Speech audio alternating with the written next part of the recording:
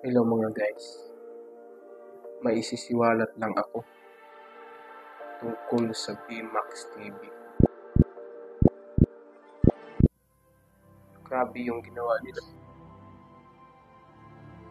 Kailangan malabas ko to ngayon sa mga fans ng BMAX TV. Dapat malaman nyo to. Kasi November 27, sumama ako sa BMAX TV. Pinayagan nila akong sumama sa kanila. Pero hindi ko inaasahan.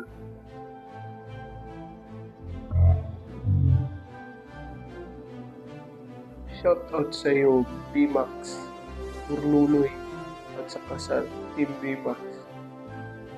Grabe.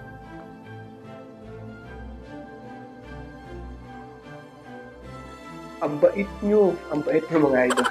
Shout out mga idol. Sobrang bait nyo talaga. Joke lang po. Magkamagalit si BMAX sa akin. Joke lang po idol. Gusto ko lang magpasalamat at gusto kong makita ng mga fans ninyo na sobrang bait ng iniidolo nila. Ito yung mga vloggers na dapat tularan talaga.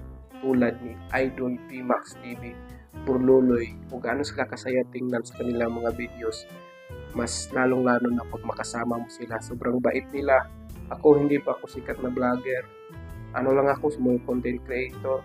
Pero hindi pinaramdam ni Idol Burluloy, ni Idol BMAX at saka ng Team BMAX sa akin na hindi ako sikat. Kasi nung pumunta ako, ang akala ko baka hindi ako pansinin ni Idol, pero sobrang bait talaga.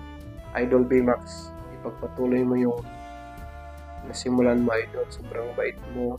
Idol Burluloy, sobrang bait din. Sana po suportahan pa natin yung BMAX TV mga idol. Ito yung mga vloggers na dapat talagang suportahan. Kasi hindi plastic yung BMAX TV. Sobrang bait. Kaya sinasabi ko na sumusobra na sila kasi sobrang galing pa magpatawa. Sobrang bait pa. Kaya pinagpala kayo ni Lord mga idol. Ang taong marunong magpakumbaba, siya yung tinataas ng Panginoon. Kaya mga idol, BMAX TV, mga BMAX TV supporters, suportahan natin yung BMAX TV. Pagpatuloy lang natin kasi sobrang napakabait na mga tao at down to earth. Yun lang mga idol.